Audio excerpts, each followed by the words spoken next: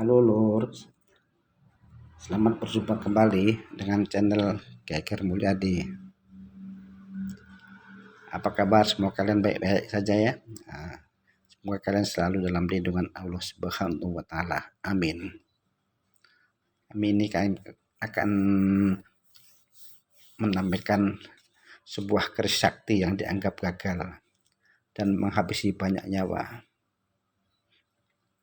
Keris merupakan senjata yang kerap digunakan masyarakat Jawa untuk berbagai ritual magis. Sebab keris sering dianggap memiliki roh sendiri. Selain itu, keris yang berkualitas hanya dibuat oleh orang-orang tertentu yang memiliki ilmu serta ritual yang dilaksanakan.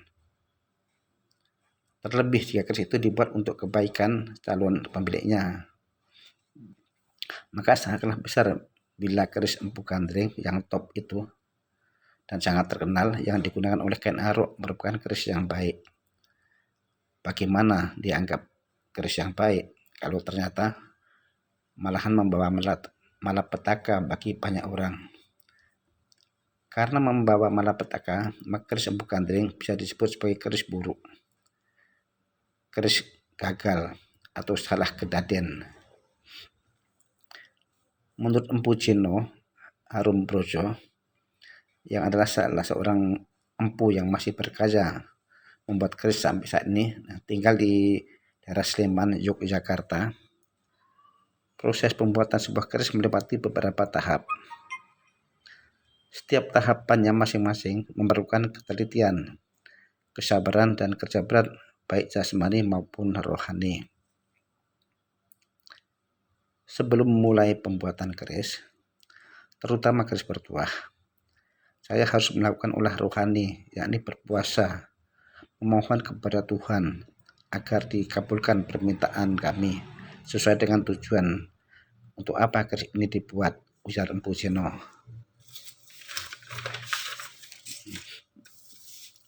Cara berpuasa pun sebelum proses pembuatan keris bermacam-macam.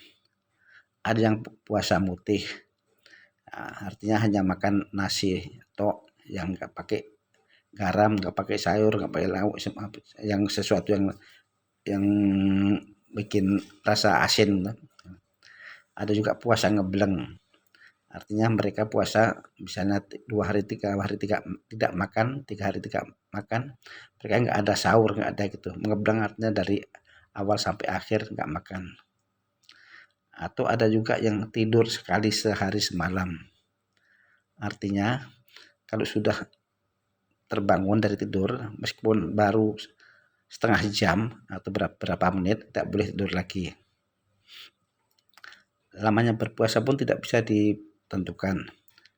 Ada yang hanya seminggu bahkan sampai 40 hari. Lama juga ya. Tergantung dari jatuhnya tanda-tanda atau dawuh, atau bisa juga disebut wisik atau wangsit yang terima empu untuk memulai pembuatan keris. Saat sang empu melakukan pembuatan penempaan besi pertama kalinya, tidak boleh dibuat oleh orang lain. Sebelum mengawali pembuatan keris, maka seorang empu terlebih dahulu memilih tosan atau besi dan baja yang disesuaikan dengan ukuran, berat, serta model tangguh atau toya dari keris tersebut. Untuk pamornya atau hiasan pada bilah keris, diperlukan nikel dengan berat masing-masing model keris yang berbeda. Setelah melalui proses yang rumit, sebuah keris baru dan bertuah baru bisa selesai di minimal 4 bulan, sesuai pula dengan suasana hati si empu. Artinya kalau hati si empu itu lagi mungkin sedih atau ada masalah, bisa lebih panjang lagi, bisa lebih lama lagi jadinya. Nah, meski sosok keris bisa dikatakan sudah jadi, si empu harus memeriksa secara teliti apakah sudah sempurna atau belum. Lalu proses selanjutnya adalah giliran meranggi atau tukang membuat sarung keris, bisa juga disebut warongko, lebih telah warongko, dan kemasan atau pendok yang bekerja melengkapi penampilan sebuah keris. keris yang utuh lengkap dengan barongko, pendok, dan aksesoris lainnya bisa dikatakan adalah hasil dari kerja kreatif banyak tangan. Tentu saja wujud ulah rohani yang dari si empu kalau keris itu bertuah. Keris gagal membawa malapetaka. Kembali ke keris empu gandring tadi. Keris empu gandring yang salah kejadian atau gagal ini adalah pesanan Ken Arok yang sebenarnya salah seorang penyamun. Menurut Brahmana Logawe adalah titisan Wisnu. Ken Arok memesan keris kepada empu gandring hanya dalam waktu 1 malam saja, yang adalah pekerjaan mustahil dilakukan oleh para empu pembuat keris waktu itu. Namun empu gandring menyanggupinya dengan kekuatan goib yang dimilikinya.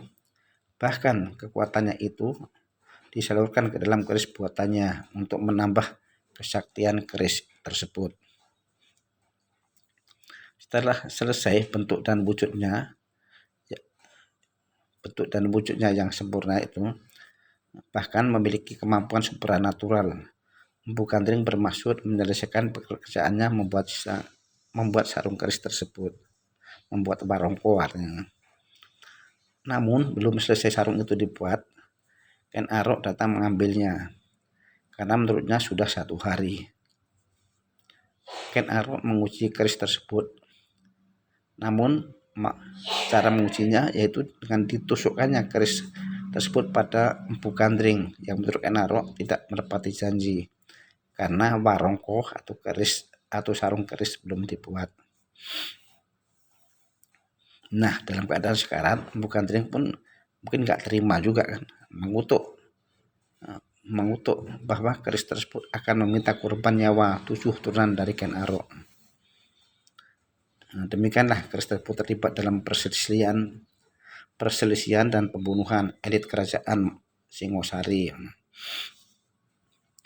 Dalam legenda yang kita ketahui, 7 orang yang terbunuh oleh keris empu gandring adalah yang pertama adalah empu gandring sendiri, sang maestro surat, sang maestro keris. Kedua adalah Kebu Ijo, kawan dari Ken Arok, bahkan kawan akrab, kawan gengnya gitu. Yang ketiga adalah Tunggul Ametung. Tunggul Ametung adalah raja atau penguasa Tumapel, kerajaan Tumapel saat itu. Yang keempat Ken Arok sendiri, rupanya senjata makan Tuhan juga.